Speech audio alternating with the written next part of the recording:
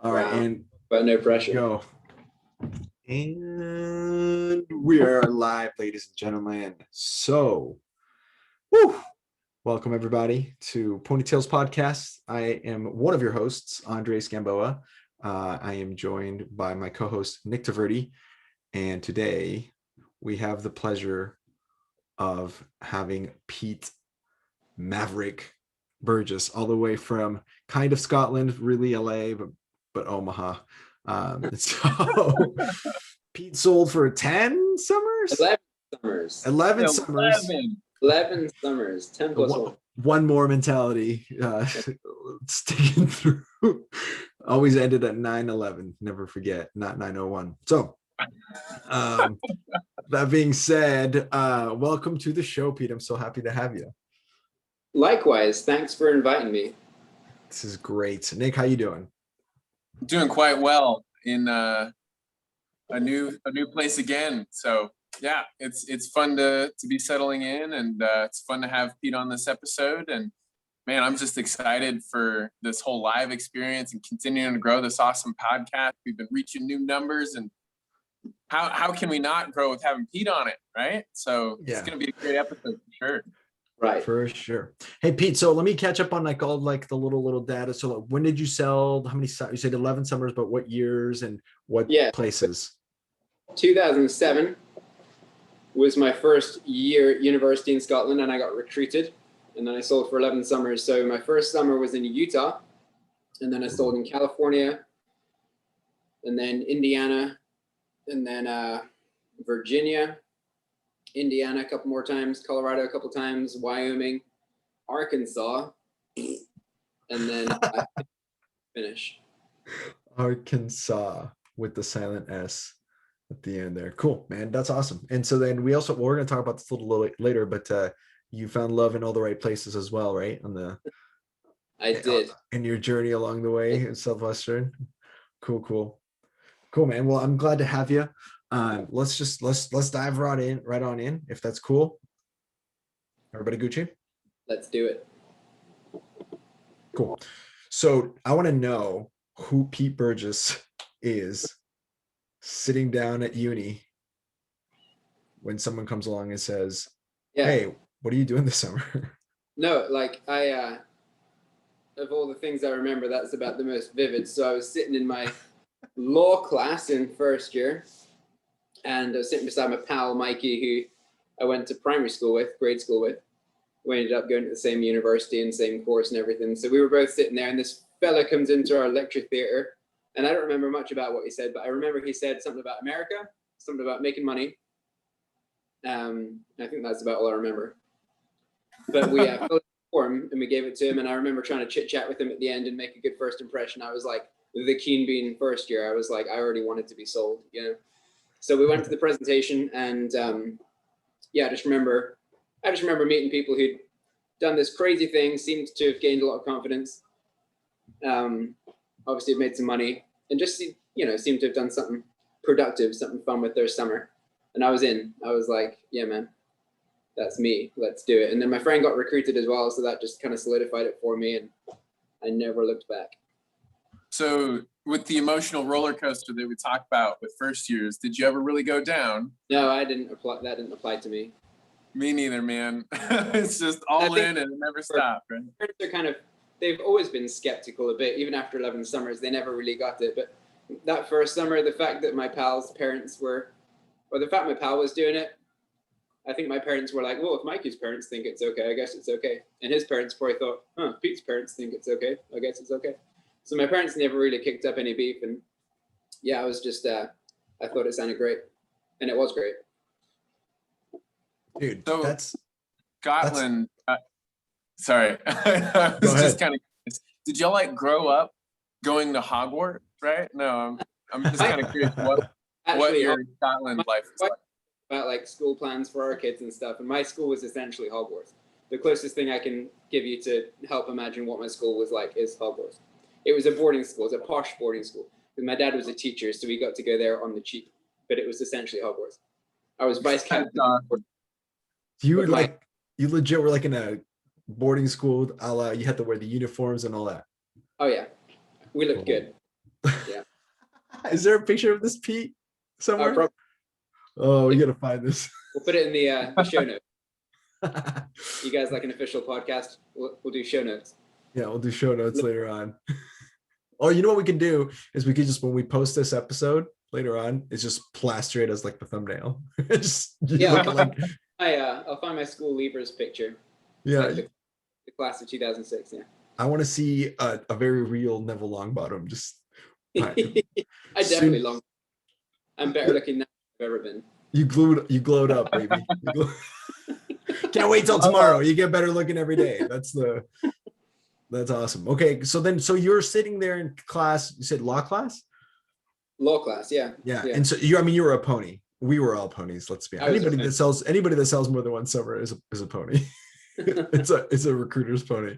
So then, how was that first summer? I mean, because I want to hear this experience a little bit from the perspective, obviously from the perspective of a foreign person. Like, was that the first time you came to America? How was that like from that standpoint of like culture shock and stuff like that as well? I mean, we go through it from going from the Midwest to New England. Can't imagine what it was going from old England to that was Utah to Utah of all places. Yeah, that was 100%. That was part of the reason I did it, part of the allure. And I think that was always the way recruiting in Britain. It was always like, if you wanted to immediately in one line get somebody excited about Southwestern, you just tell them it's in America, and then they don't even care about the rest. They're just like, that sounds cool. And that was how it was for me. And I always thought too, for like when I got into recruiting in subsequent summers, I always thought for the American students, it must be easier to quit because you can essentially just jump in your car and drive home. But for us, it was like, you're too far in, you know. We got you. And all this other stuff. It's like, oh, might as well stay. Might as well work hard. So no, that was I was super excited about it. But yeah, it was my first time in America. It wasn't my first time outside the country, but I think until then, I'd only ever been to other countries in Europe and traveled with my family and things like that. So it was definitely my first like big adventure, you know, without my parents and things like that. So I was super excited. I remember we got to the so my friend and I, the guy from primary school, and then another guy on our team too, we all ended up on the same flight, continental flight from Edinburgh to New York, connecting in New York to go to Nashville. And I remember like you get your bags off the plane at New York and then you have to like recheck them to go to your final destination, you know? So the guy, this like big black guy at the airport, he's like, where are you guys going today? We're like, Nashville. He's like, Nashville, Tennessee, let's go get it, players. Let's go get it, players. He said it just like that. And we're like, sweet, everybody here is super cool. It's going to be a great summer. That was like our first impression of America was that guy. It was awesome. Oh my God. Something consistent with that. What's that? Was the rest of the summer and like the American experience, the American populace consistent with that cool dude at the airport? Great. People here wear their heart on their sleeve. They're enthusiastic, positive, optimistic.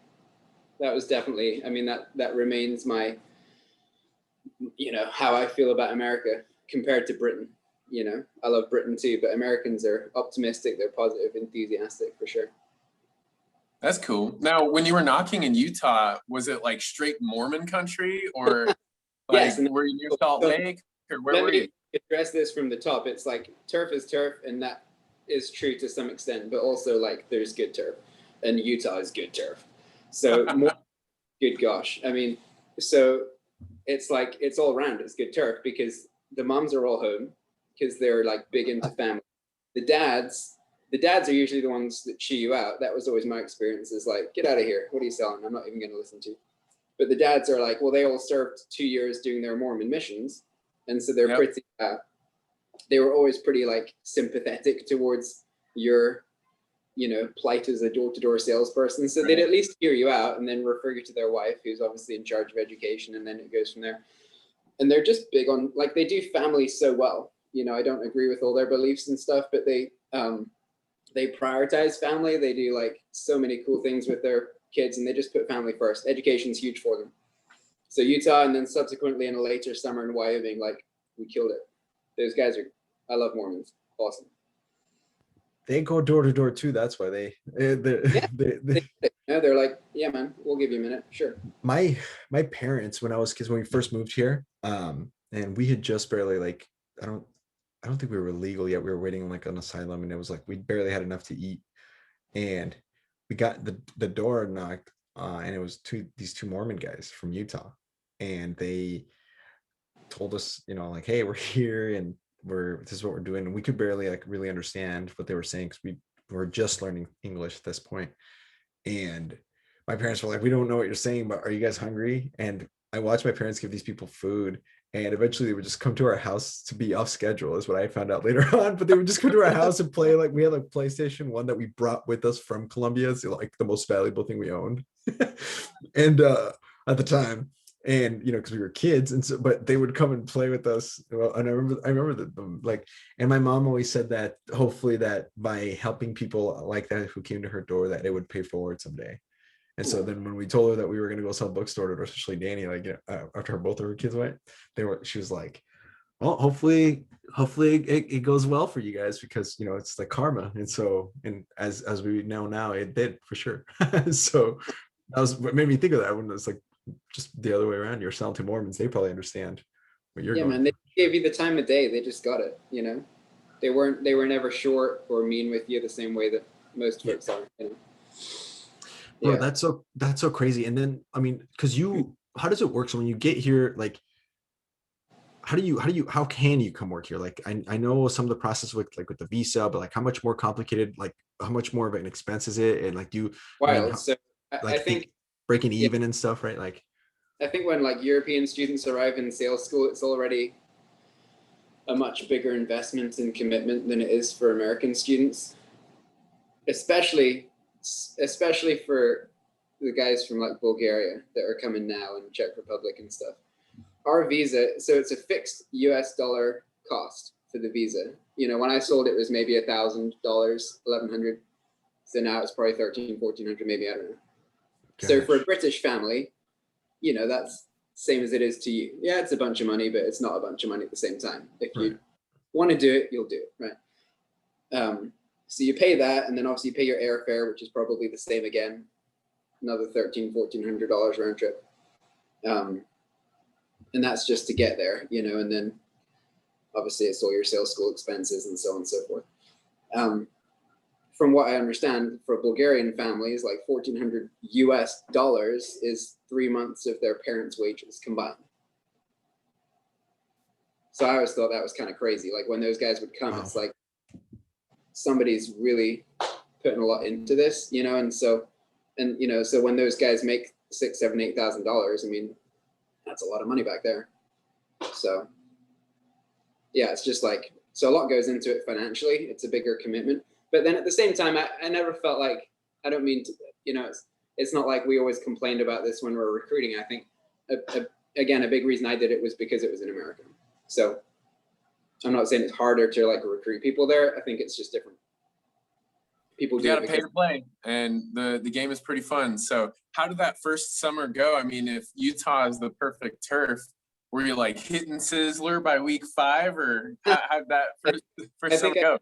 Like week 8 or something, and then ended up 30, I don't know, like 3,200 units. I think it was like 3,275. Nice. So that's a productive summer. You broke even and then some. People sold back in 2007. That was the last great year. We can talk about that more later on in the podcast if you want. That was not the last great year. Last great year for a few years. It was a little tough period in there, but I hope they're coming out of it. 2007, man. That was it. That was a summer. Fido, my wife Morgan, man. 2007. 2007. Let's talk about that. Your wife Morgan. Distinctly average summer, 3,200 units. I was like, I guess I'll try and do better next year.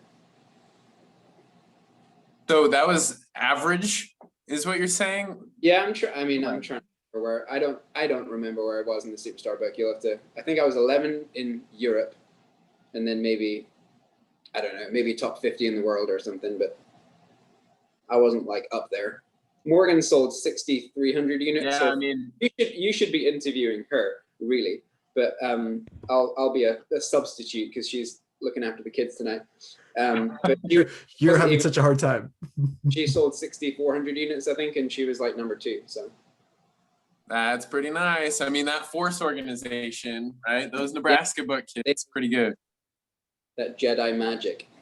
Something like that. That's crazy. So, what do you think contributes to, like, as a company, the slide of production that you're referring to? I mean, 2012 was a good year. It's when my manager was recruited. Hannah, she sold 6,300 units. Andres threw in 4,000, and a little more. I don't know your exact stats, but he was top 10, and both of you guys would have been like number 1 in the country my first summer, which 2013. I mean, Kyle Kelly, he sold like 3,600, I suppose. But what do you think attributes to that slide in production? Yeah, and I could think more about it and stuff. I don't have a great reason. I mean, I sold through, what was my last summer? 2016 maybe. And I don't know. I mean, lots of factors, but I never found one specific thing that I think contributed. Sorry, that's a really dull answer. That's fine. If I knew, there's a good chance, I'd be a DSM right now and I wouldn't be a pilot. Right? So, yeah. Let's you mentioned, because Morgan was 60. Would you say she sold like a bunch of whatever more? And was that when you first recognized her name, did you think right then, like, I'm gonna marry that girl? No, was it funny? It's a short story, but it's funny. I thought she was probably a full of herself American that was like just not worth anything. Well, because she studied abroad in Scotland, and so she was talking. She was a guest speaker at one of our seminars, and all I knew was that she's American and she sold all these books, and I was immediately turned off, as you would be. But it turned out she was very humble and great. Love at first sight, so she says. So she saw you and was struck, or you're saying you saw her and you're like, we were both love struck. So we dated long distance right from the get-go, and that was it. So we met in February, about halfway through her study abroad year. So we've sold 2 summers at this point each, but we've never heard of each other nor met. But she went to Scotland, and she knew that people in Scotland sold books. So when she was on her way to Scotland, she contacted her manager, Yvette, who then contacted our manager in Scotland, just as a way of being like, hey, it'd be cool to meet book people since I'm a stranger in a foreign land. And if there's any seminars or whatever, I'd love to hear about them. So that's how she found out, our success seminar in February on an awards banquet and whatever. So she came along and was a guest speaker. It was over. It was over. Yeah. And I was studying abroad that year too in Germany. So I'd come back from Germany to Edinburgh just for that weekend. So that's where we met. Look at that. That's awesome. And speaking of sales managers, was yours Dave Cosner the whole way through, or who was yours? No, Robin Mukherjee. Ah, yes. So Robin first sold, I think, in 92. And his first team was the Highlanders, and that became then the organization. And Alistair Marshall, was he was my student manager, org leader. So I think he was on his 4th summer by the time he recruited me, and he sold a few summers after that too.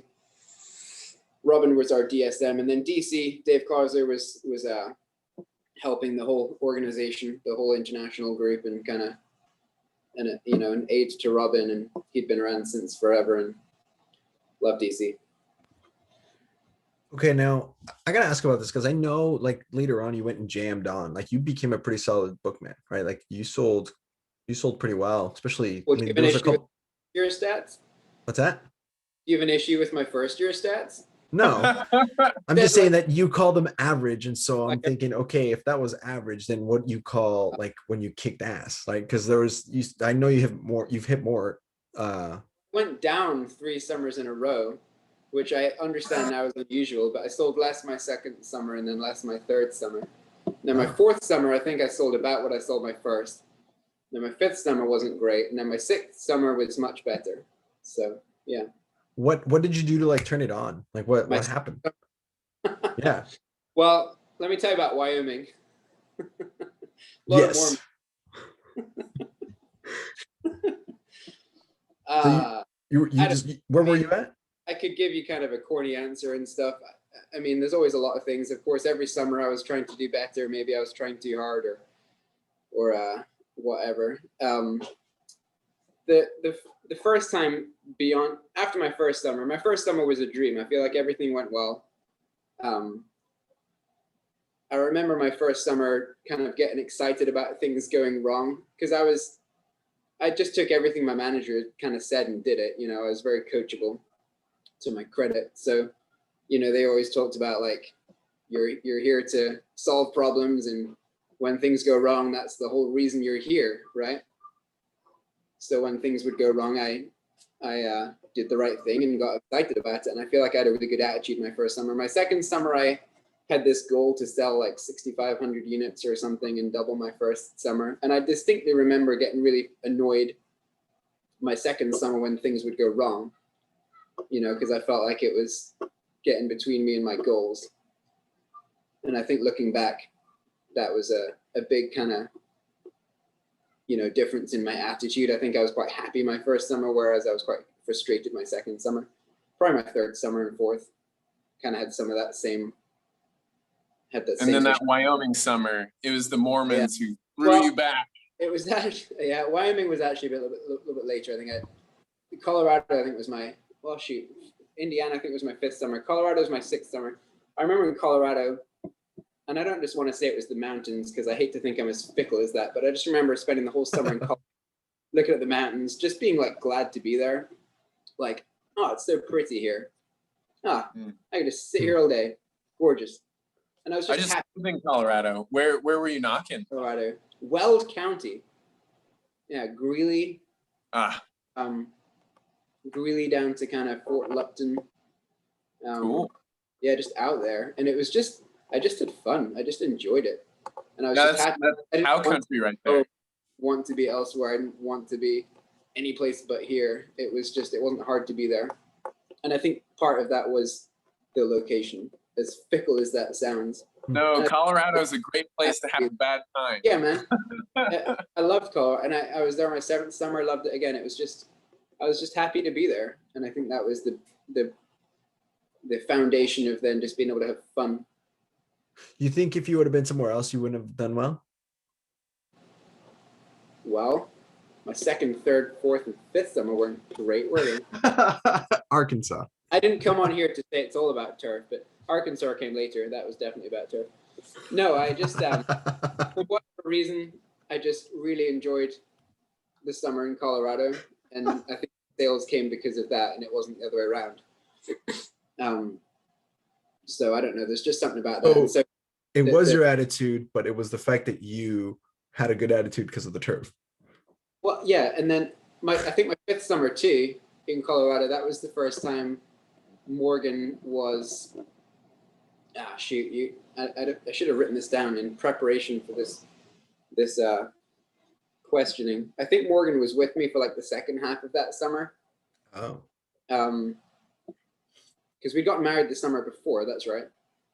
We got married my fifth summer in Indiana. So, okay, so sixth summer, we were married at that point, and Morgan was out there with me for a good chunk of it.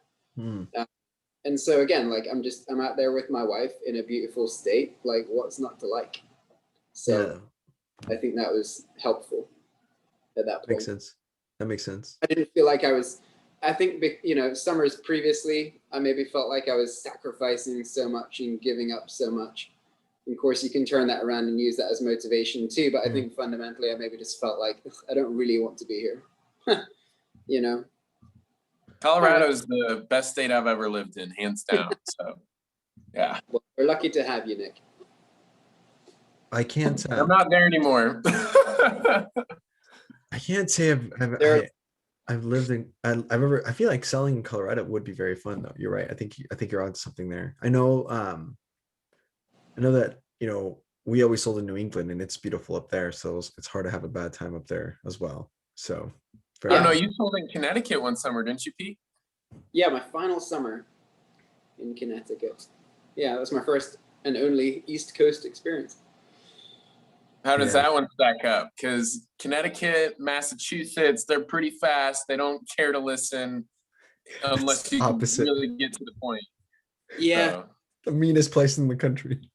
Yeah, yeah, and everybody says that. I mean, I didn't have my best summer in sales by any means. It was kind of a shorter summer, and it was intended to be that way. We were pregnant with our first at that point, so I'd recruited a team and all that kind of stuff. But it was my final summer. The org wasn't growing. So I'd recruited a team, and I loved the folks I worked with. I had a great time. I'm catching up tomorrow with the guy that I sold with that summer, and I still keep in touch with almost all the guys I lived with that summer. So it was fun, but I think maybe on some level mentally I checked out. It was the turf. Massachusetts is where book people go to die. No, I had a good time in Connecticut. Folks were nice. Yeah. It was just time. I just didn't kill it. It was time. It was supposed to be. And that was it. 8 weeks or 7 weeks that summer or something like that. Do you remember the story of when I met Morgan's dad? Have you heard this story? Oh, yeah. I mean, details. I remember you were just chit chatting, and then suddenly it was like, oh my goodness, we're talking about the same thing. But you should tell. I was sitting at Longwell's in Lincoln, Nebraska. Now, keep in mind, this is like after I had already sold books, and Morgan has a younger sister, Leah, who also sold books. What's she up to now? I don't know. We'll have to get her on here. But this guy's at the bar, and he's just like watching sports and just whatever, having a good time. Good looking dude buying drinks for people, just kind of chilling out. I'm like, what's up with this dude? So me and my buddy, we just start talking to this guy. I'm an extrovert, start talking to this guy. And after a while, he's like, man, you remind me of like, this is going to be really weird, but the way you can just like establish rapport with people, where did you learn that? And I was like, oh man, I did this internship. It's kind of crazy story, but I sold books door to door. Can you believe that?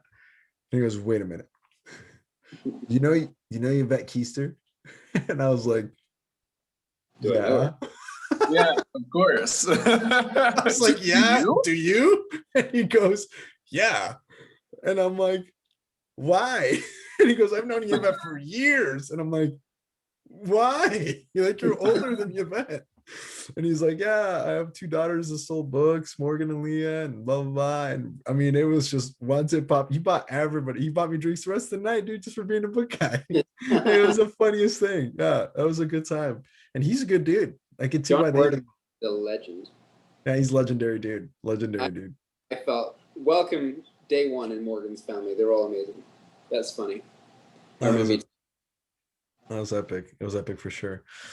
Oh man, that's hilarious. And then Yvette. So Morgan's English teacher in high school, Mrs. Zuck, her daughter, I don't know her name, but her daughter had sold books for a summer or something. And Morgan somehow, whether it was in her English class or elsewhere, had gotten a hold of her daughter's like journal entries from the summer and was fascinated with this like crazy difficult, crazy job, and decided she wanted to do it from having read this girl's journal. Oh, no. So she got Yvette's phone number, I guess, from her teacher. Well, anyway, Yvette's busy being a DSM. This is like midsummer at this point. So Morgan keeps leaving voicemails on Yvette's phone, like, call me back, man. I want to do this job next year. Because Morgan's and like be a freshman at UNO or UNL, I mean. Anyway, Yvette like eventually calls her back after like a month and recruits her and stuff. But Morgan was like begging to get recruited.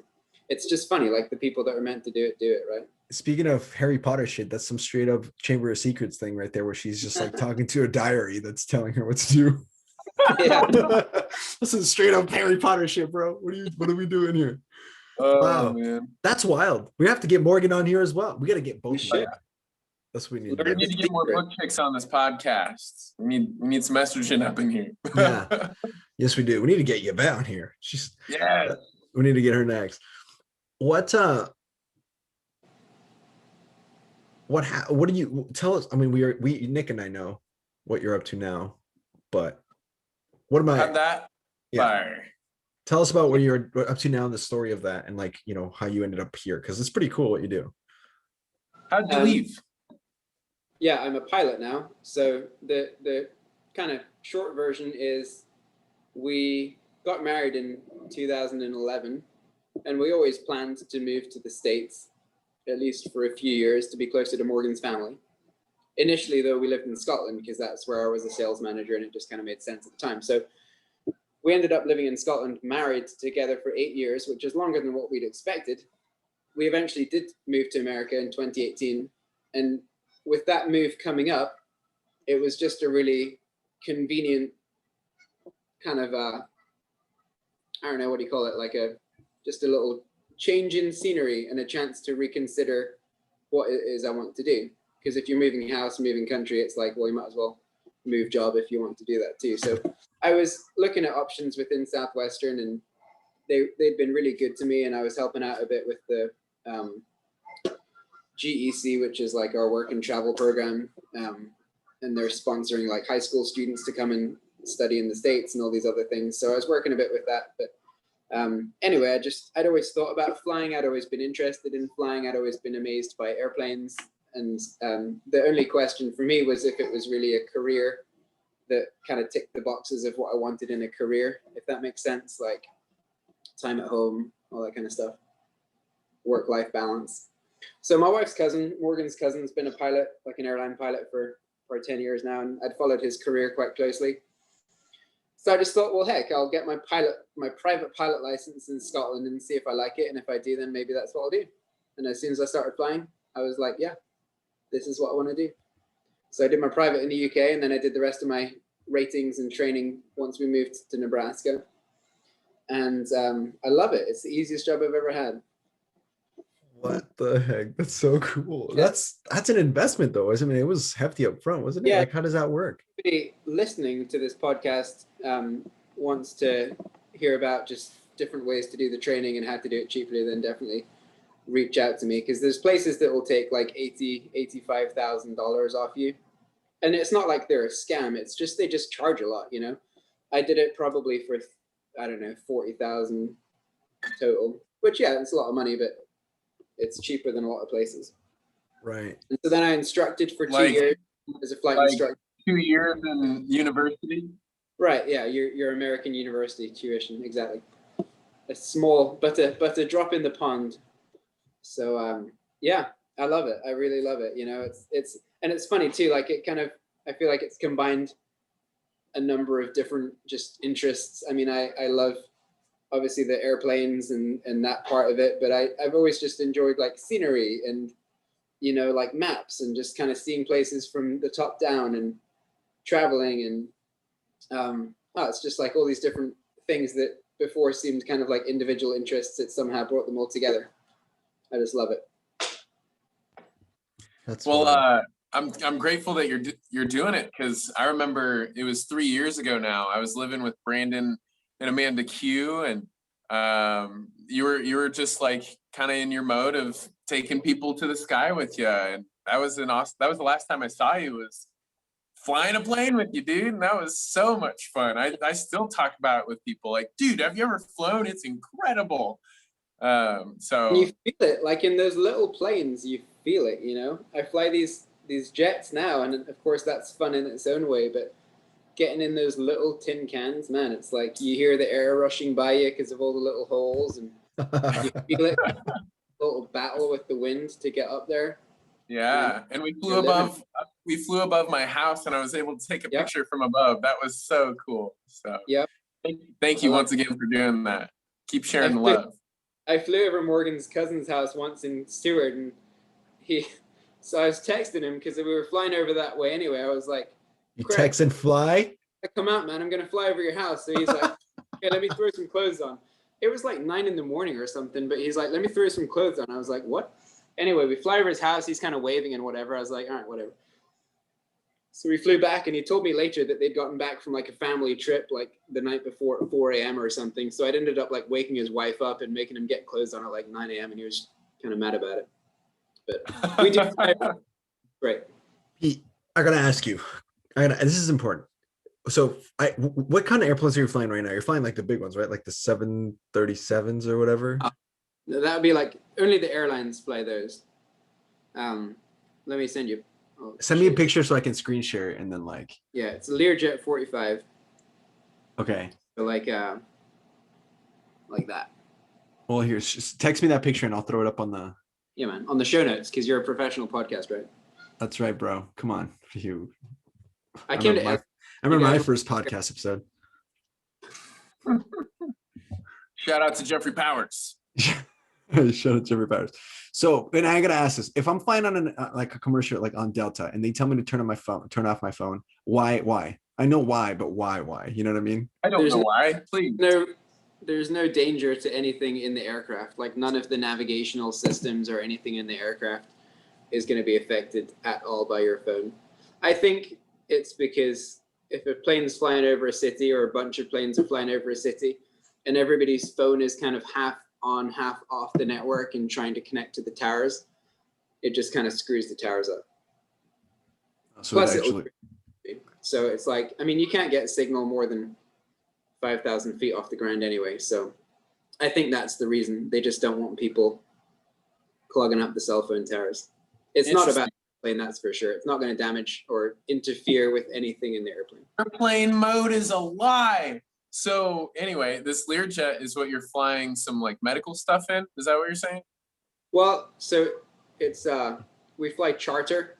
So it's just about as regulated as the airlines. It's not like I mean, you have to go through a lot of additional training for it and all that kind of stuff. And the airplanes have to be maintained to a much more rigorous schedule than if it was just somebody owned an airplane and flew it with their family. It's the general public can pay and hire these jets for charter. So it's very regulated, very safe.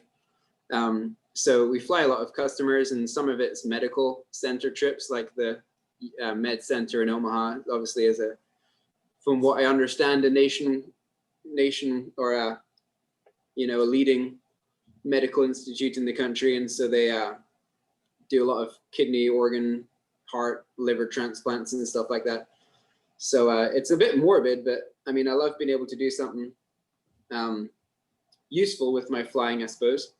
But if somebody passes away in, Texas, for example, and have elected to be an organ donor, and they're in otherwise good physical condition, then obviously there's a lot of people that can be saved by that. So you'll end up having 4, 5, 6 different airplanes fly in from all over the country to pick up various organs and take them back to patients waiting for them. Wow. So those trips can pop up last minute. And I love doing them because it's, feel like you're doing something useful. Dude, that's crazy. That is so wild. It is crazy. You're not having to make a sale. You're just having to convince a piece of metal to fly over the sky, which is crazy. I mean, thank you, Wright brothers. Do you think that there's been any transferable Southwestern skills other than like just, good mental attitude, all that? Yeah, all the stuff you'd imagine. I remember I've definitely thought at times whether this will sound terrible, but like so Southwestern teaches you like just everything. I feel like just everything. And flying in many ways is a blue collar job. It's well paid, at least after a few years, but it's a very simple job. You just turn up, do your job, and go home. You don't have many responsibilities other than your immediate responsibilities. You're not looking after people. You're not recruiting, hiring, managing expectations, selling. It's an easy job. And so I've certainly at times thought, man, did I gain all these other skills, or at least tried to gain them for nothing?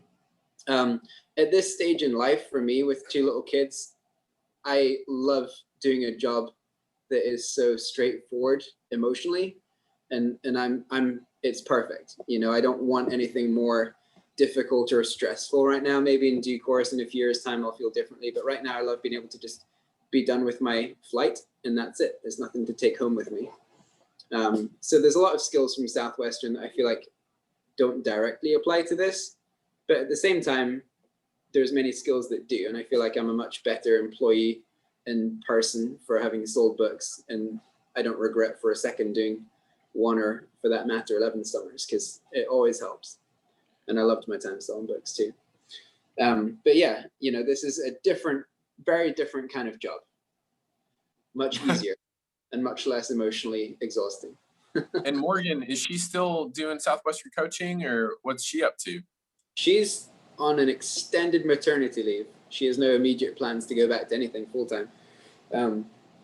Once we had our second, she's been home, and that's great. She does a ton of stuff at home with the kids, and I fully support it. So that's her job for the foreseeable future. That's awesome. Yeah, Dude, that's pretty wild that, like, to me, like, as I think of like what it is that you do, because I flew with you once as well, and like it's no joke. Even to fly one of those little things, it was pretty overwhelming, and you were a natural. But then now it's like, because you could fly commercial if you wanted to, right? I mean, that's like the airlines, you mean? Yeah. That was what I was gonna do back in. So it's March 2021 now. June of last year, I had a training date to start training at the airlines. Damn. Until COVID. And then COVID happened. Yeah. How was that last year? I mean, were you like freaked out because you're like, I put all this money in to learn all this skill, and then now nobody's flying for a year? It even did, right? I mean, we thought it was going to be a couple months and done.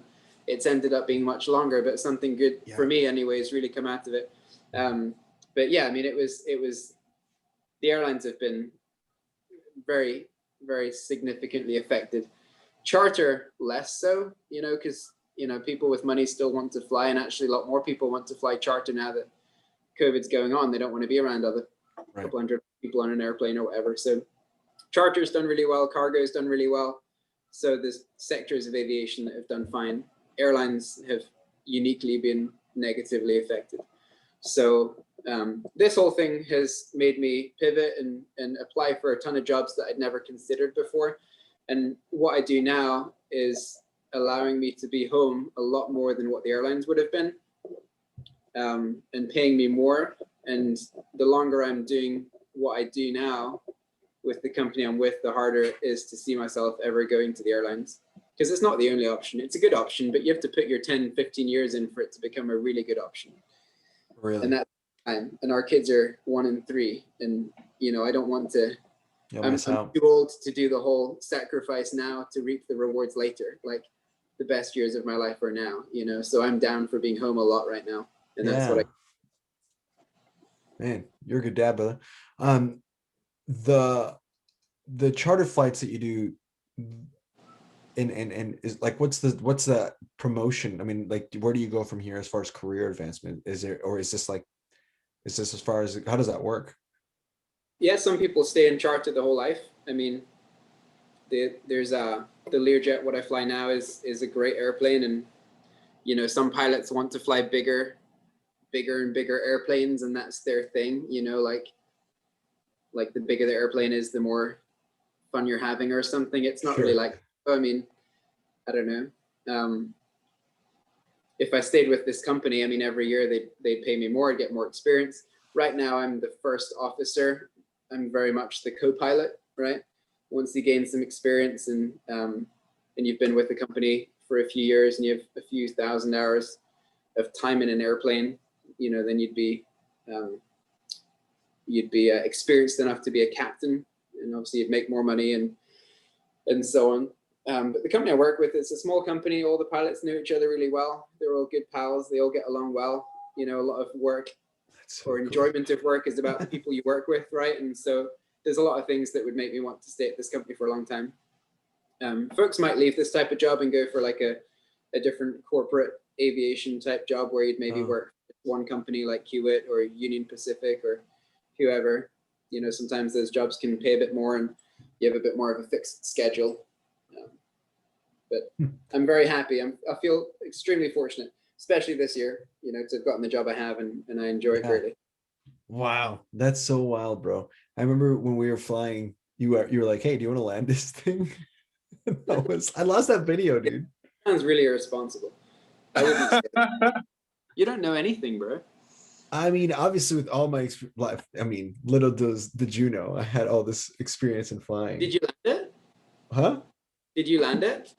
Yeah, remember you were recording while you were telling me what to do. Oh, Well, I'm sorry. That to you, that probably sounds really bad. Like, how do you not remember that? I guess I've flown with a lot of people, so don't take it personally. But that's cool. I mean, yeah, it's not rocket science.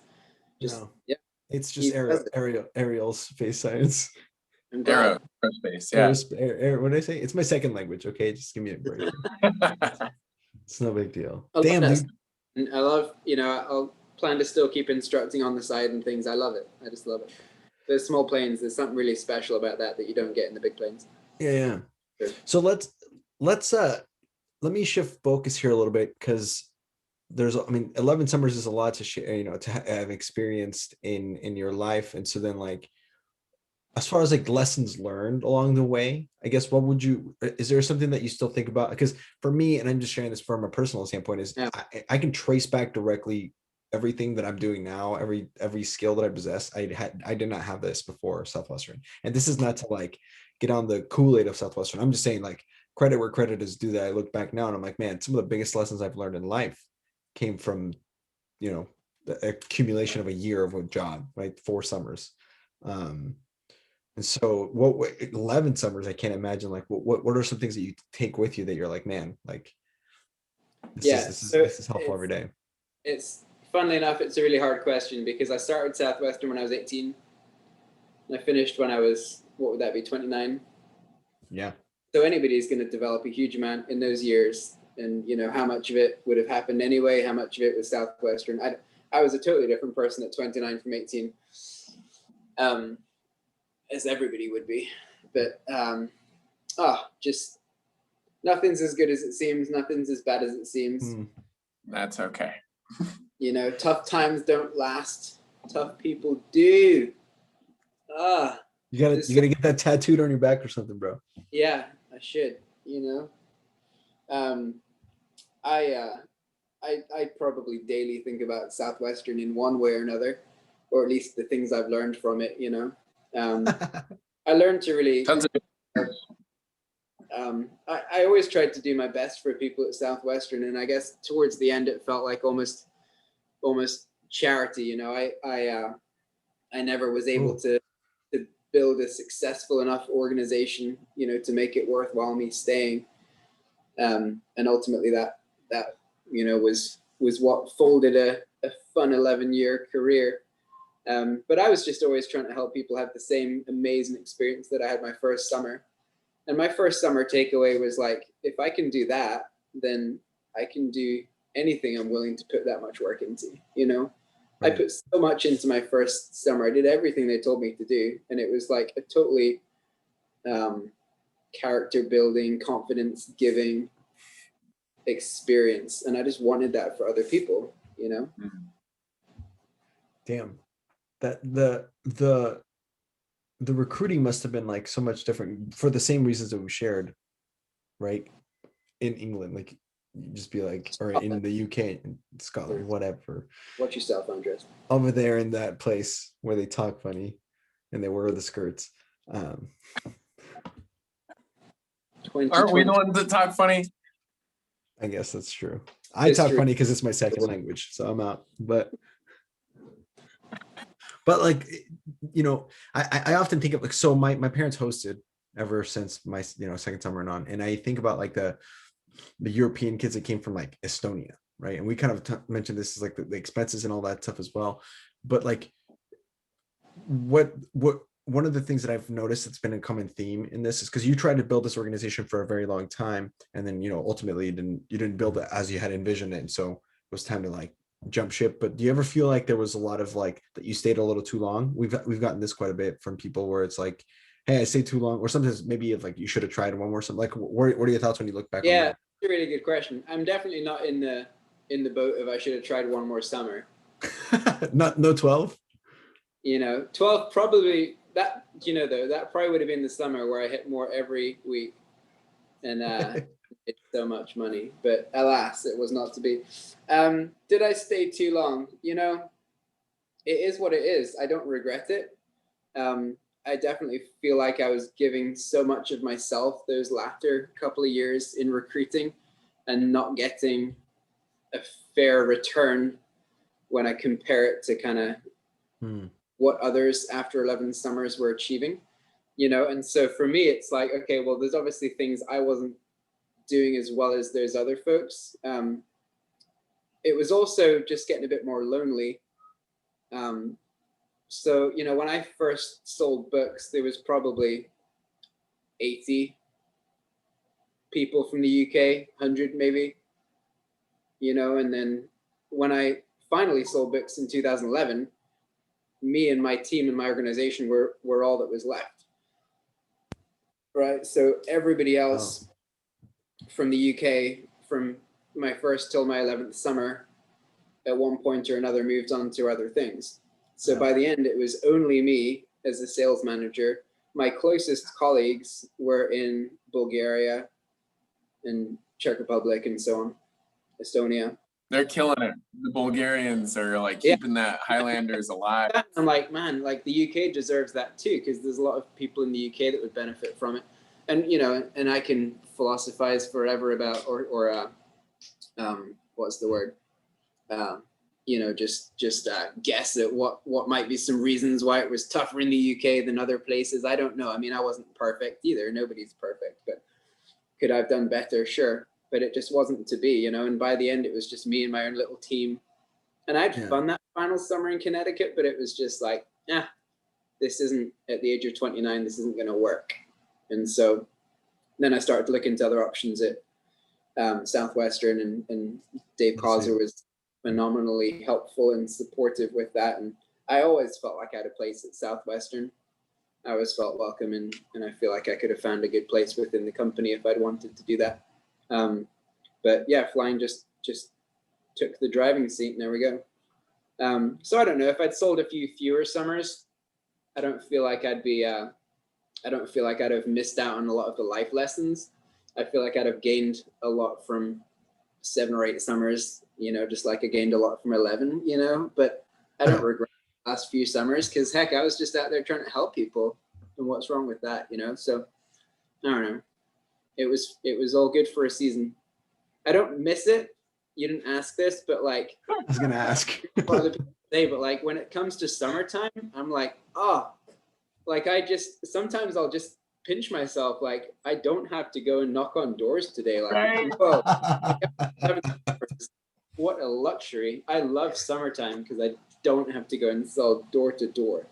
My goodness. Even though that's the case though, what I'm most curious about is, like, in those 11 summers, there's a lot of crazy things that happened. So, you know, we're not asking about the pony story, but I just want to hear some crazy things that happened specific to Utah or any of your other tours. Yeah, some mom must have hit on you, man, or something. Like some. Here's actually a question. I'll frame this to kind of give a bit more pointed question. My first summer, I was just like, you know what, I'm gonna speak in an accent, and I could butcher, you know, a British accent and kind of pass a little bit. But I actually got into a house with a dad who was like clearly not interested until he heard me speaking in a posh English accent, and I'm from London. Oh my gosh. And he like got his kids up from the basement. They were just trying to hang out. And he was like, no, this guy like flew from the UK to be here. Like, hear him out. Did that really ever happen to you? Were people like interested because of your accent and the fact that you weren't from America? Yeah, 100%. I think accents maybe mellowed a bit over the years, or maybe it was just those 18-year-old young good looks. I don't know which, but my first summer especially, I feel like a lot of people were like, you're from Scotland? Oh my God. And it was, they wouldn't understand me sometimes. I remember one time trying to ask for somebody to fill up my bottle of water.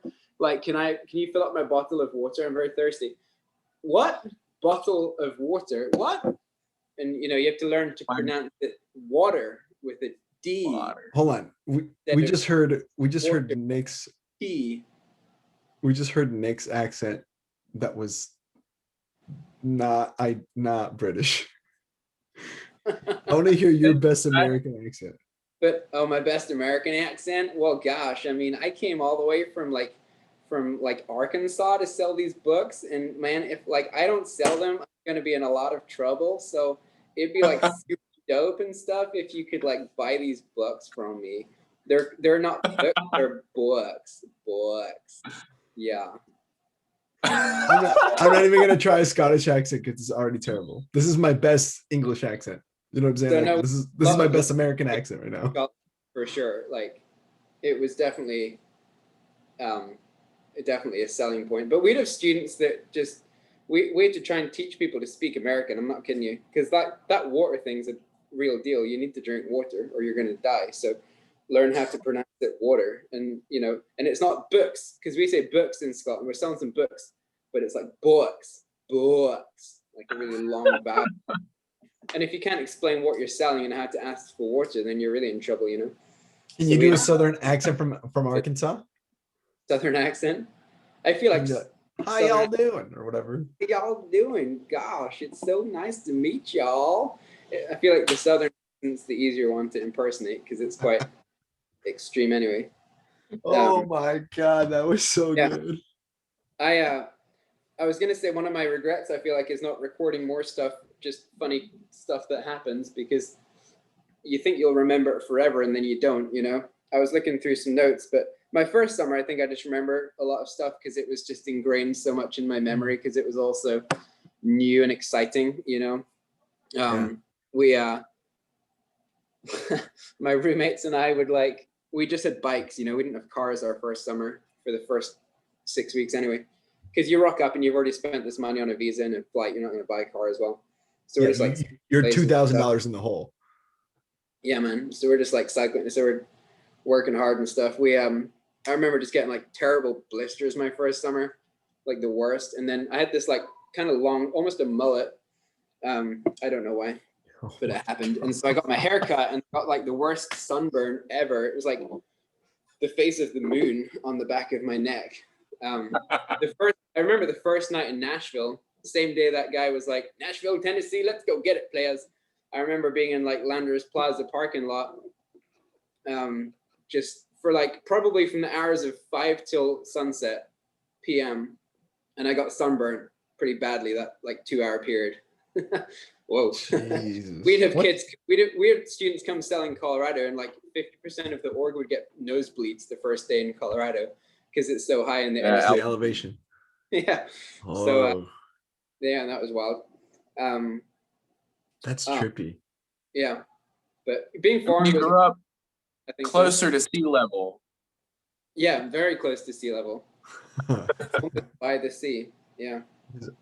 It's on an island.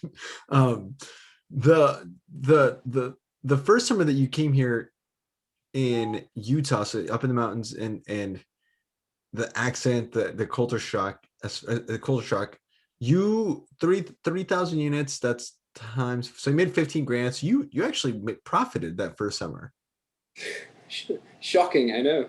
That's amazing after all that all that crazy. But were you able to get a car? How do you even get a car? Oh, yeah. So we did buy a car our first summer. So we worked hard, and I feel like we worked our turf tight, but we were first years, so I'm sure we didn't.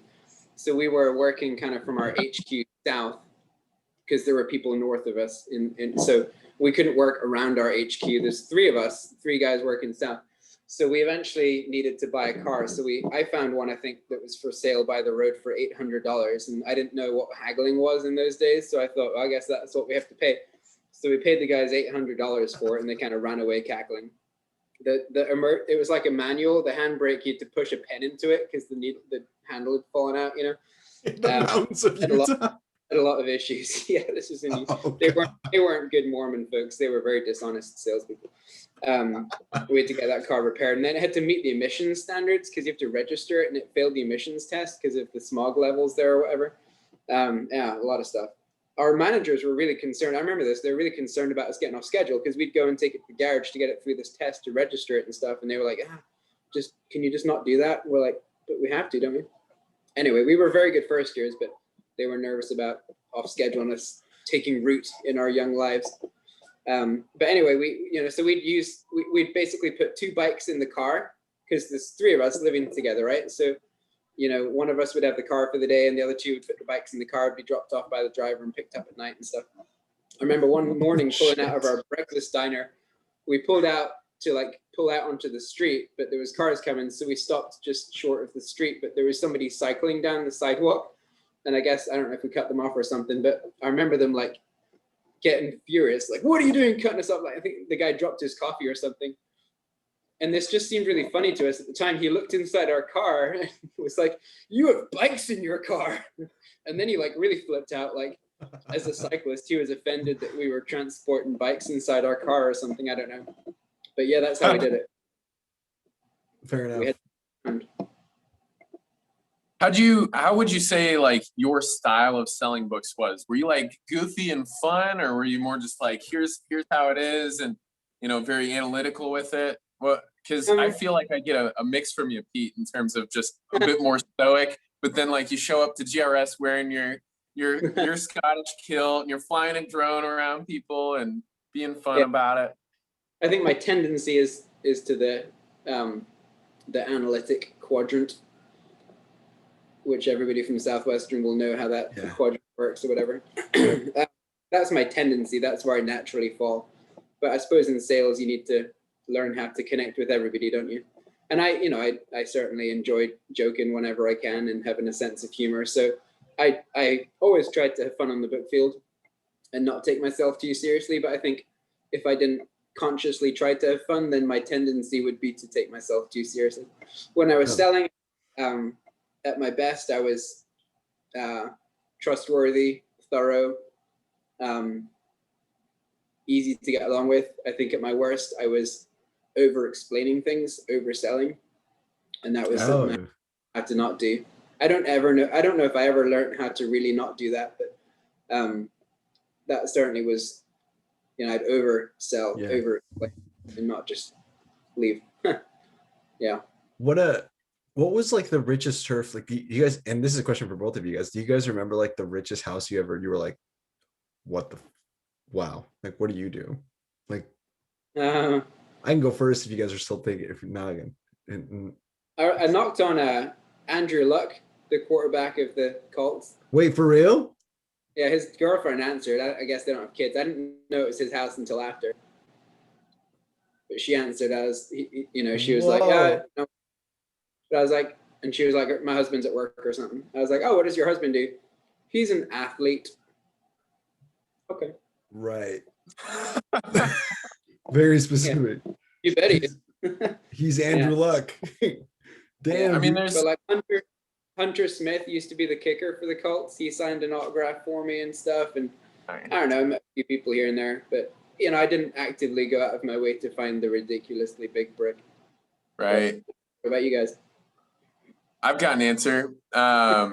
This was my first summer, and it's interesting because a lot of people who've sold in Connecticut can say the same thing for some reason. Like, I've found that a lot of people have also knocked on Kevin Bacon's door. But yes. I did that on the 4th of July following Chase Hartner. He had knocked on Kevin's door like the week prior, and then I struggled that 3rd of July, and they're just like, let's just put Nick behind Chase. And I was like, no, I had so many follow-ups that I just wanted to go sell on the 4th of July, but I guess I'll go hang out with Chase. And then Chase was like, here, buddy, go knock on Kevin Bacon's door. And he had like a party going on where like just friends answered the door and said, yeah, like the owner's not here. And I'm like, cool, just be polite. Who should I be asking for when I come back? Like, what's their name? Because I'm just trying to get them to say this is Kevin Bacon's house, but they wouldn't. And so it's interesting how famous people and the people around them are like, this is not a famous person at all, But yeah, that's the most expensive property I've probably ever been on. I had a guy that sold Black Hawk helicopters for a living, and he was very good at it. Like, those things cost a lot of money. Yeah, and the commission rate on those was wild. I bet he didn't make 40% like we did, though, huh? No, we were killing it with that 40%, which isn't really for 40%. It's you don't actually make commission in Southwestern. They don't tell you that. Plus residuals. Yeah. Oh yeah, no. I think it was my second summer when I was in Massachusetts, and the guy was never home. I was got the nanny, and I'm like, it's a huge house, and I was like, what is he out in the woods, secluded? I'm like, what does he do? He's like, he sells helicopters. And I was like, how do I know if he's home? I asked. He goes, well, if you see a big helicopter in the lawn, it means he's home. He flies to work. And I was like, where does he sell helicopters? And it was like it was like in somewhere in near New York City or whatever. So he just Catalina flies. Island. I don't know, but he That's flies. hilarious. That was what we used to say in British. Did you guys used to say that? Like, oh, how would I know that they're home? Like, would there be a helicopter in the yard? Ha ha ha. No, they drive a red Yes. Oh, okay, cool. Oh no, I never used that line. That's a great line. Like, oh, legit. Like, there'll be a helicopter. He would land. He landed home and he would fly. I'm like, that's why he was in the woods, because the helicopter made a ton of noise. So he couldn't like land it near neighbors. Like he owned like this whole acreage, and it's pretty wild. And this is actually probably the funniest reclose I ever had on a rich person, because I ended up meeting. He bought later on. Never caught him home. When I finally did, sure enough, fucking helicopter, and I was delivering already at this point. So I already like, I think I didn't do as good as my first summer, but I remember just going back there. I'm like, I'm gonna freaking get this guy, because this has to be a story. I got to meet this dude. And I was like, someday I'm gonna make a podcast and I'm gonna tell the story. And so the guy was like, yeah, man, like $1,300 is expensive. And I think I had tacked on some stuff, lowered the price so I could just close the guy. And I'm like, and I looked around. His house had like the bear and the shit hanging from the ceilings, and I just kind of looked around his house and I'm like, expensive? Are you serious? Like, are you serious? And he goes, okay, yeah, right. I'll just take that. And I think I sold him like 1.5 for like $500 or something. And I was like, I wonder how many other like of my customers, if I'd have just been like that, you wonder, because it's all perspective, isn't it? It's all perspective. I'm like, like I've had different sales jobs where it's like different selling styles, and like you should be pushy with the customer and like not just be like, oh, Mrs. Jones, I love you. I'll yes to everything that you tell me no for. Like I had this weird complex where I was like just trying to people please the whole time in books. And, when I was on it, when I was doing the best, I was just like, y'all need to listen to me because I know what I'm talking about.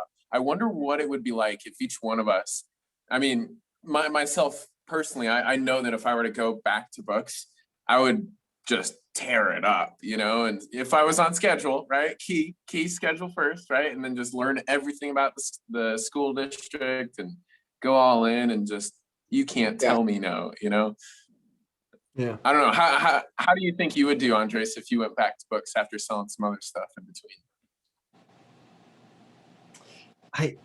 I honestly don't. I think it's kind of like Pete, but with instead of turf, it's just like and I think we talked about this a little bit with Atchison too. For personally, I never really liked the activity of selling books, like of knocking on a door in the heat and just, and even though we never really, it just the job, and I mean that very literally, of go knock on a door, ask if they have kids, try to sell them these books, go to the next door, do that for 14 hours. I don't think I could develop excitement enough and passion enough for it like I did before. So I don't think I'd do as well, actually. But for something where like I am excited about, like the skills that I've learned now on top of Southwestern, because that's another thing I've learned, that you actually can learn a ton of sales skills outside of Southwestern. That's actually newsflash to some book people. And I think that in sales, my sales skills have been sharpened since, I would say, for sure, but hard to say. So I don't know. I don't know if I do well or not. What about you, Pete? What do you think? Before I answer that, do you guys take like a break for sponsors, where you like? You need to go to the bathroom. I could use the bathroom. We're working on that. Do you need a bio break? Well, you guys work on getting a sponsor. I'm going to use the bathroom. Go ahead. All right. So Andres, how's that going? Sponsorships. Yeah, actually, this would be a good intermission for that. But yeah, how's it going? Yeah, we are getting some solid numbers. We can talk about it more privately. So we're getting a lot of people that are viewing this pretty regularly now, so we can talk about it more with someone who'd be interested in sponsoring us later on.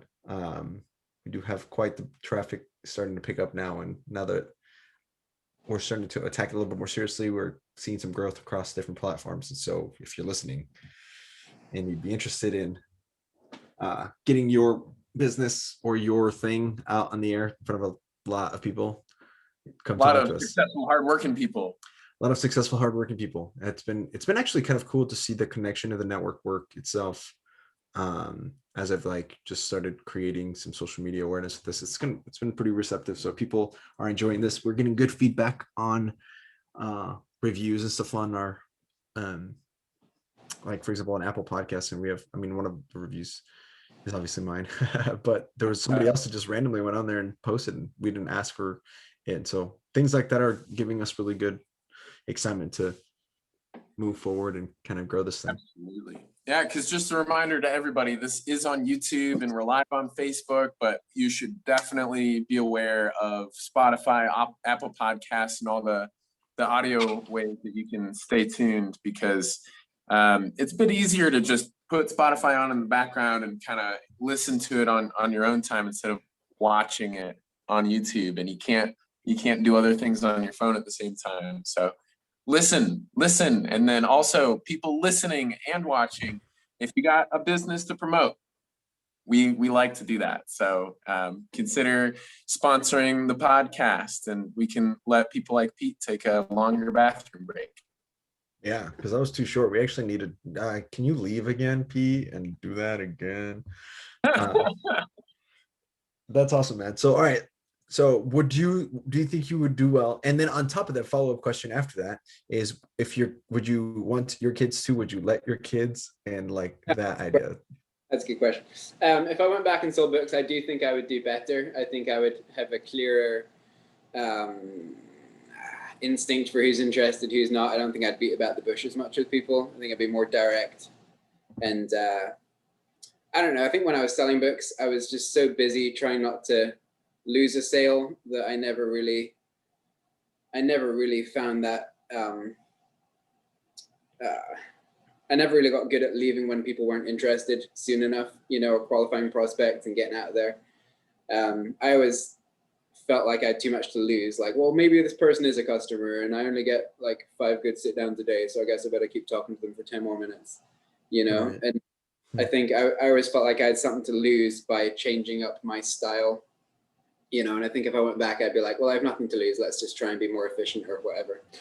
I think I'd be more direct in a good way. But hang on, because like you still did pretty good. Like, I mean, you hit more, right? Do I have that right? Yeah, I mean, like consistently, was I, as successful as I probably could have been? No, I think I was reluctant to ever try new things or incorporate new advice. I think I was just always kind of a bit too afraid of changing too much. Bit of a plateau. Using what sales I was getting or something. I'm getting 400 units a week. I don't really want to like drastically change anything because maybe I'll go down, God forbid. I think you have to be a bit more fearless to just be like, well, hey, this guy's trying something totally different. Maybe that would work better. Would I let my kids do it? Sure. I mean, I wouldn't stop them. Absolutely not. I'd always get really upset at parents who would get in the way of their kids selling books, of course.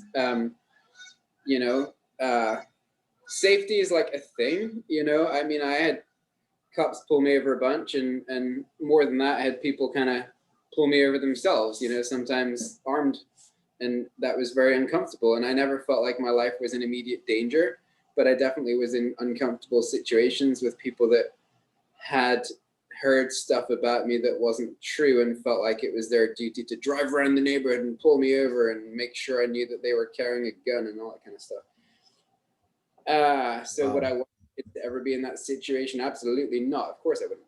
But, that's life. It's just, you get more life in a short period of time when you're selling books, right? So I don't know. Yeah. I mean, I think the company's got a bright future. They'll figure out how to succeed as society changes. Definitely people are getting more nervous about folks walking around their doors. There's all those new Ring doorbells everybody's getting. Nobody wants to open the door and talk to anybody anymore. But would I stop my kids doing it? No. That's not really what you asked, but there you go. They just have to want it, right? Yeah, if they're like, Dad, I want to sell books, I want to do what your mom did. But that, we all know that, right? If somebody's really committed to doing well, then they'll figure it out. They'll do well. If they're not really committed, then, nobody should talk them into it and have them come out and be a wet pancake. Ugh.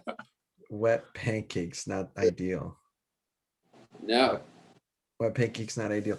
That's. I got my host family's house because I'm terrible. Can you find me a new one? Just the worst, just the worst. It's not just Southwestern though, like teaching people to fly, sometimes that's the worst too. Anyway, carry on. No, that's fair. That's fair enough. That's fair enough. All your turf, Pete, of all your turf, which rank it a little bit. I'm kind of curious, which turf would you love to go back to? And clearly Arkansas, you definitely. Are you trying to just talk about Arkansas? Yes. I want to hear why I want to hear why you hated it. Yeah. So Arkansas. Rip the Band-Aid, Pete. Let's go after hours. Southwestern after hours. Do you have listeners from Arkansas on a regular basis or not so much? If we're finding that out. If we do, we're gonna lose 2 of them then. We're gonna lose. It's okay. They're not the ones who want sharing this anyway. Well, subjectively, Pete Burgess found in my specific area within Arkansas, and so of course this doesn't reflect on all the people of Arkansas. And who knows, some of the people I met may have moved to Arkansas from other states. You just don't know.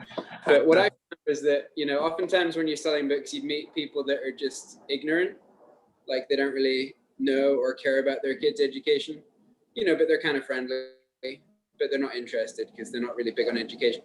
Other times you'll meet people that are just buttheads, they're pretty intellectual or they understand education, the importance of it, but they're just mean to you for no particular reason. In Arkansas, it's like you get both of those things together. So it's a Venn diagram of those people. They meet exactly. You got that kind of circle there in the middle. They don't want the shape don't care about their kids' education. They did. They're interested. And I don't know. It was just tough, man. I don't know. We worked as hard as any other summer. After about 6 weeks, Morgan. My wife would get consistently 18, 19 sit downs a day. I mean, she was good, And in Arkansas, she'd get 4, 5 sit downs a day. One of our first years, Hannah, lovely girl, super nice. Henderson, right? Hannah Henderson.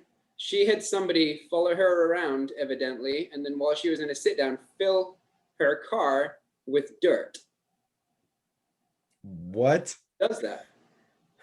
We'd get the cops called on us all the time, just all that kind of, it was just a negative place to be. So Morgan took Hannah, they drove to Nebraska and all of a sudden started doing 400 or 500 units a week and making some money after all. And it was just not my favorite place. Host family was amazing. Did I meet some nice people? Sure. Was it a place I'd go and sell books again? No.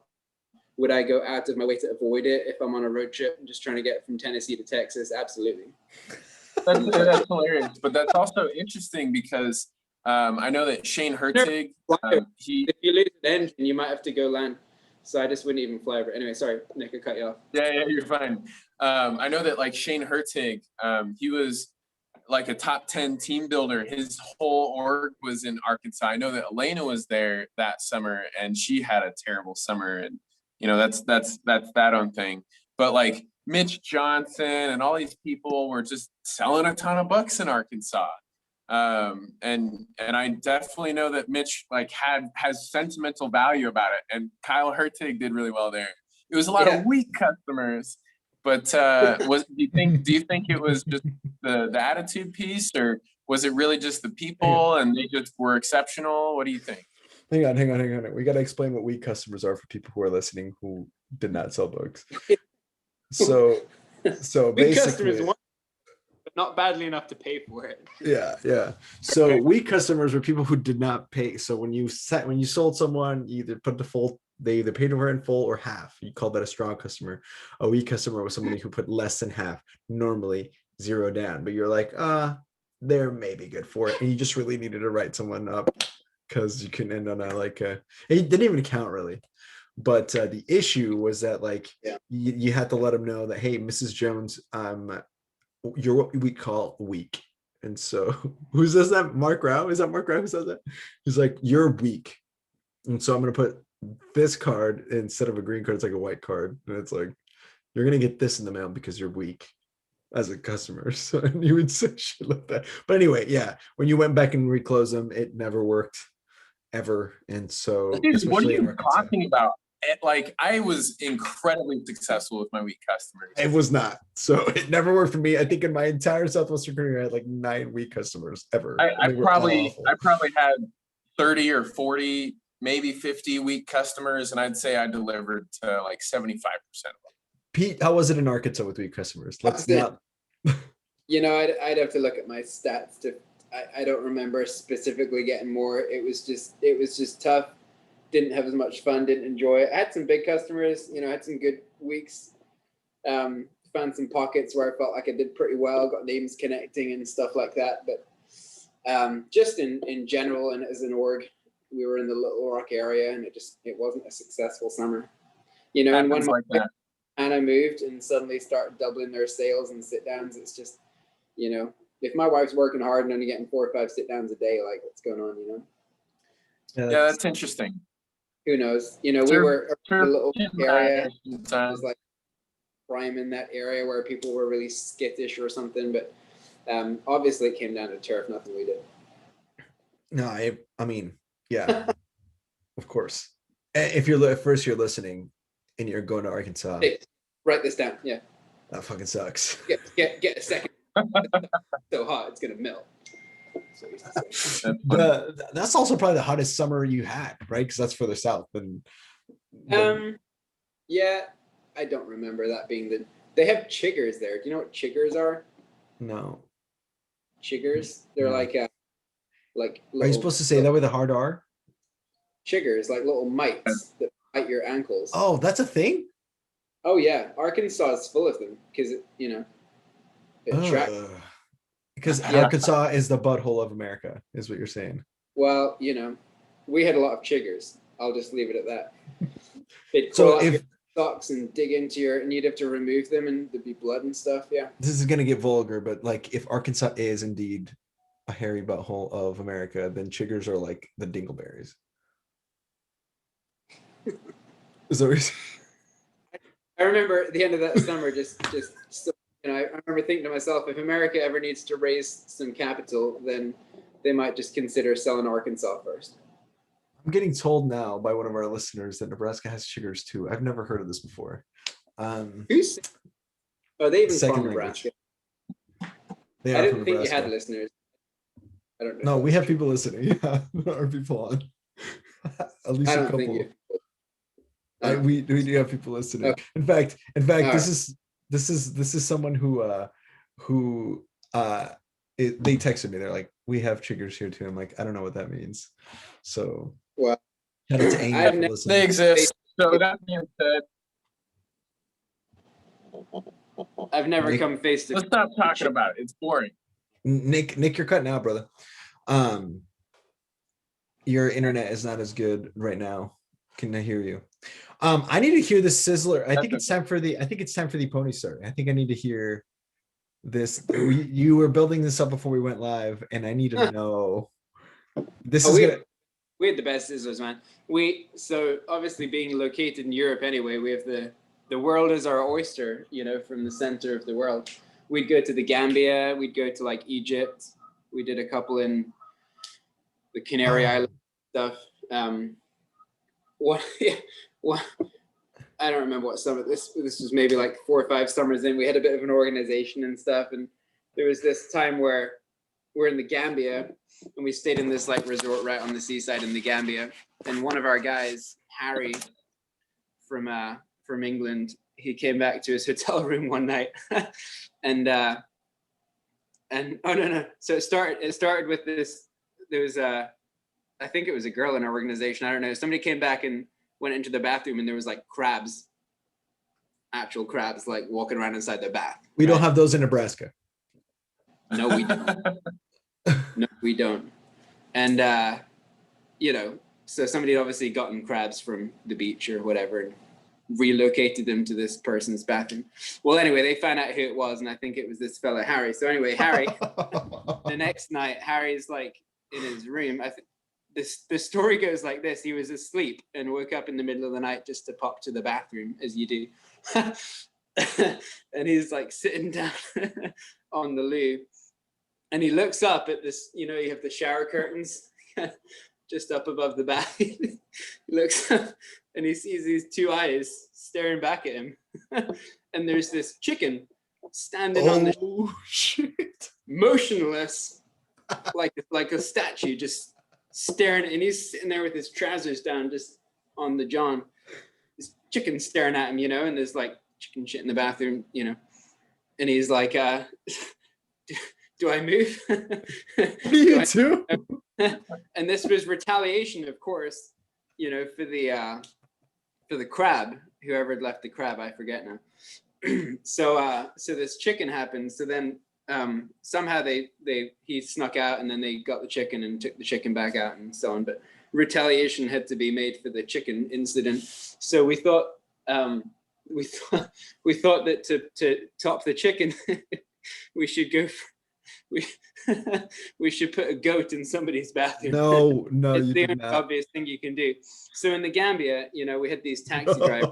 This guy, every year we'd go back to the Gambia. It was the same taxi driver, and this guy's like the fixer. Like, he just knows people.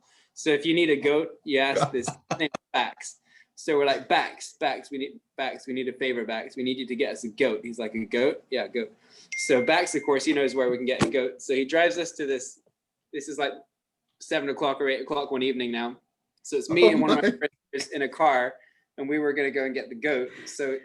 But they have these like roadway checkpoints in the Gambia. It's kind of like a military country or something. So like every 15 miles they get stopped, and the guy's always like, where are you going? Because we're going away from the tourist part of the country now. He's like, these guys, they're having a big dinner together, a big gathering, and they need a goat, so let us through. Okay, on you go. So eventually we get to this place, and he tries to explain, these, my friends, they're having this big party and they need a goat, so can we, so he buys a goat. So we give him the cash, buys a goat, put the goat in the car, drive back. How much is the goat? I don't know, probably like 10 pounds or something. 20 bucks. So we come back, and you gotta love the conversion rate, man. It's like, yeah. Oh, it was great. So we're trying to get the goat into the hotel, but obviously the hotels are pretty well guarded because it's, they want to look after the people or whatever. So we're trying to sneak around the perimeter to find somewhere where there's no guard to get the goat over. Well, I don't remember exactly, but we tried to get the wall, and eventually we get caught, and the guy's like, you can't bring goats in here. What are you guys doing? There's no goats in the hotel. Forbidden.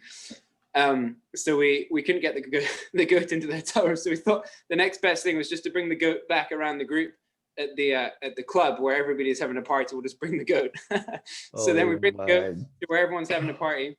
We're at this like club in Gambia, and everybody formed like we decided, let's get the goat inside the club, because then the goat can have really good, everyone's crowding around the goat. We try and all run in as one group so they don't see inside that there's a goat there. Eventually the goat gets given back to Bax and presumably sold back to the people that he bought it from, I'm sure for a profit. But that was the story of the crab, the chicken, and the goat. The crab, or the they chicken, ate and the it. goat. Or they ate it. But it was a fun night. Oh my God, the time you bought a goat at Sizzler. Remember the taxi driver just trying to explain, like, my friends, they just need a goat. They've run out of food. They need a goat. Oh, okay. That makes sense to us. Come through the checkpoint.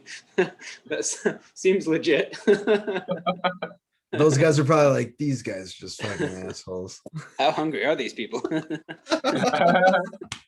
How many of them are there? Many Sacrifice people. A small goat. Which word was goat? Oh my God. Who knows? Let them through. Yeah. A couple other ones from my these aren't pony stories, but that's good. I remember you were asking about Scottish earlier. A lot of people would compliment me oftentimes on my English. Oh, your English is very good. How long have you spoken English? Yeah, I get that. Oh, because he thought you spoke something else. Yeah. Oh man. So the Colorado summer I was telling you about. I got to tell you this too. So one of the things we did to fun was the stash approach. Stash is like swag. I think you call it swag. Just like stuff from like, so if you're selling in some area and you just, I don't know, like the Broncos, and you want to collect some Broncos gear just to remember your summer, some memorabilia, we'd call it stash. So we started to get really scientific about our stash approaching, and we modeled it on the actual sales talk. And so you'd have like the giving atmosphere instead of the buying atmosphere. You know, Miss Jones, a lot of people have been giving me, you know, t-shirts, their whole sports team, and you know, Tracy down the road, yeah, she gave me some shoes, you know, from the local basketball team, and you know, these guys gave me a hat. But you know, a lot of people have been actually giving me some like sports bags or you know, whatever. So we do the giving atmosphere. We had a conference call where we our managers would host a conference call. People would call in to like give their good news about the stash approaching, how that had been going, you know. And we had the stash triple crown. The triple crown was if you could get a cowboy hat and a big belt with like a big belt buckle and the cowboy boots. That was the stash triple crown. So we were all competing to achieve the stash triple crown, you know. And obviously you got to use a lot of names to get stash. You can't just expect people to give you stuff. You got to use a lot of names. The giving atmosphere, of course. That's epic. The stash build up, you know, all that kind of. So yeah, Dude. Man, we had fun. Stash. I got like 3. Anything else you wrote down? Dude, he's got 3 more. Keep him coming. Just random stuff. See, this is what I meant. I wish I'd written down more stuff, because I've got this like one summer I'd written down all this random stuff and I've forgotten the rest. One of my first years, I guess, knocked on the door. He was getting pre-approached, you know, so you'd be like, okay, and who lives next door? Is it worth knocking there? Or are they just other kids out of school, you know? And he was like, oh, and then the next door, and the person goes, Mr. McGee is dead. Oh shit. Oh. Okay. So don't go there. So skip. So I guess, skip. yeah. I just read that. I worked in this one area that was a gated community, and it was like physically gated, you know, but I just drove through the gate really confidently, so they'd open it for me and stuff. And this one person just couldn't understand how I'd gotten through the gate. And I just kept continuing with my approach. And she's like, yeah, but how did you get through the gate? Oh, I'm just talking to everybody out here. So like what I'm doing is I'm talking to all the school, but how did you get through the gate? Well, yeah, and I understand, but you know, the main thing is these books. How did you get through the gate? Dude, there's a lesson right there. I wrote down 4-year-old girl, don't come in here, our house is on fire. You can't write this stuff down. Yeah. And then I think this was me, or maybe it was my roommate my first summer. Somebody's like, where are you from? I'm actually from Scotland. Yeah, it's pretty hot out here. That was always just, oh, it's pretty hot out here. I think this is my roommate. The person replied, yes, I noticed you had a bit of a Jewish accent. Oh my God. What does that have to do with Scotland? I was in Arkansas. It could well be, yeah.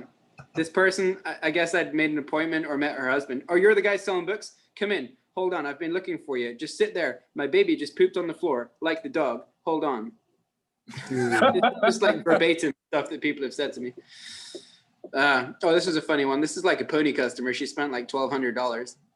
We were halfway through the demo. I think she had old Southwestern books and she was like buying the new set, you know. She called her husband, I think, to like check on the purchase or the price, because she said to her husband, $1,050. And then she goes, and then she hangs up. She looks at me, well, that's not good. So anyway, yeah, tell me more about Nebraska. And then she ended up buying. Shit. Yeah, that's pretty funny. Dude. Oh, stuff, man. Dude, these Indian guy that would shadow me like my last summer in Connecticut. His dad worked for one of our sister companies. This Indian kid. So I'd always pretend he was my IT support guy. Inside, I always have him answer the website questions. That was fun. That's funny. And the people in Connecticut were just like, yeah, that makes sense. Well, why would they? They wouldn't know, you know.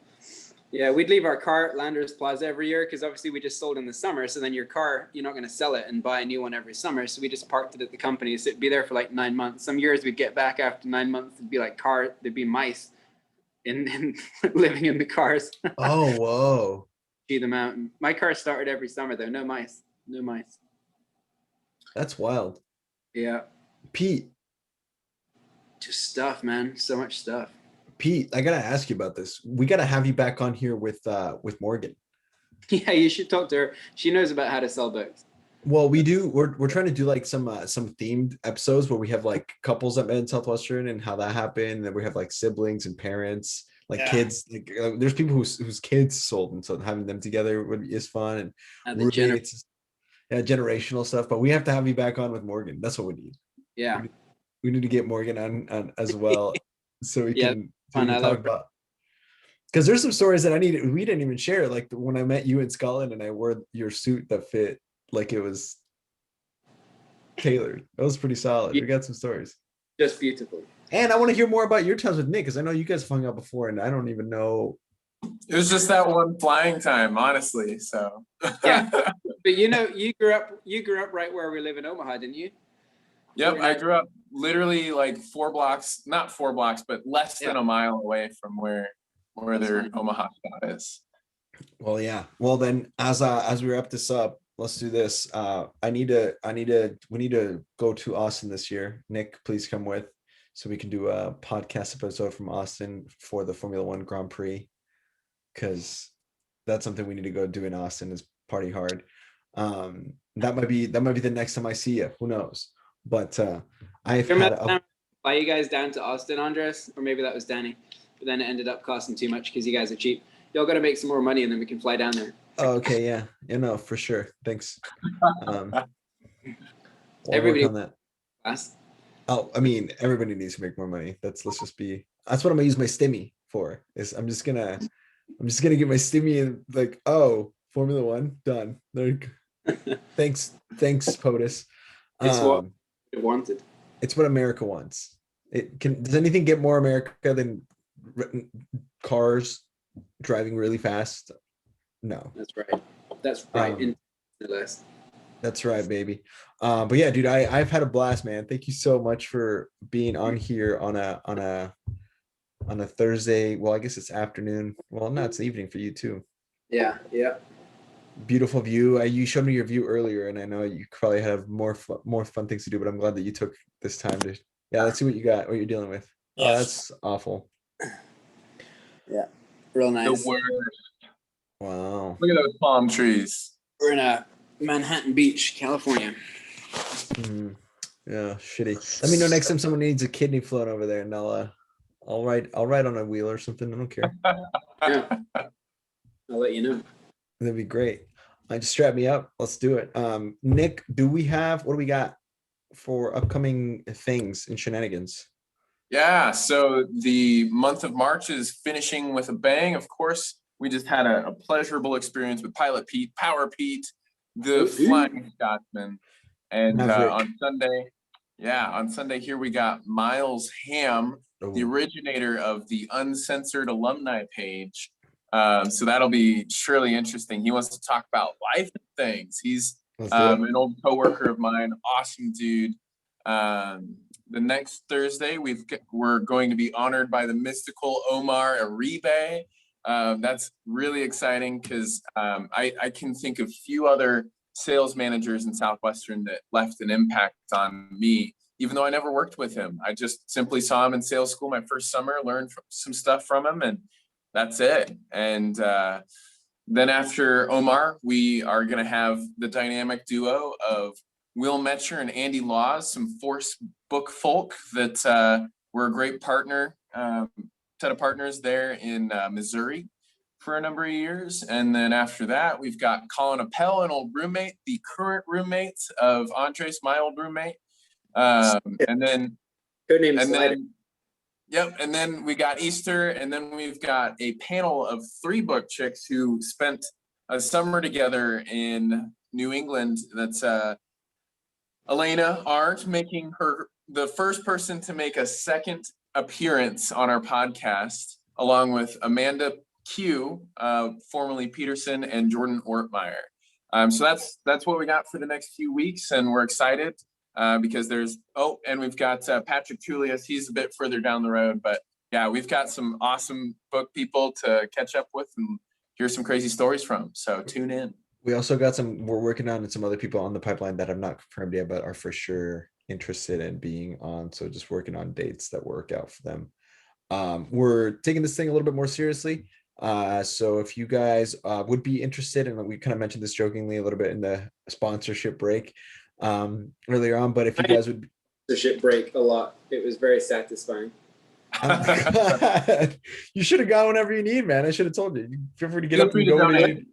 Hey, that was the sponsorship break. I'll let you know. It's good. But yeah, point is, if anybody's out there and wants to get their company name or plug something that we can plug for you for financial exchange, we are getting traction on this thing, so it would be for sure worth it to do so. Otherwise, if you do not have to plug something but just want to support the cause, we've had people donate already. Shout out again to Kevin Flavin for donations. So And no one else.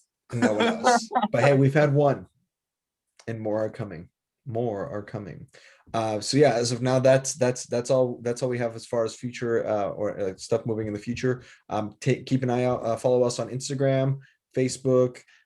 Subscribe on our podcast, and we'll see you next time. Pete, thank you so freaking much for being here, man. I will never forget the goat story. Goat story. Let's go, the Flying Scotsman, legend himself. Thank you guys so much. You guys have a good rest of your evening. You too. See you. Bye, everyone. Adios. Bye.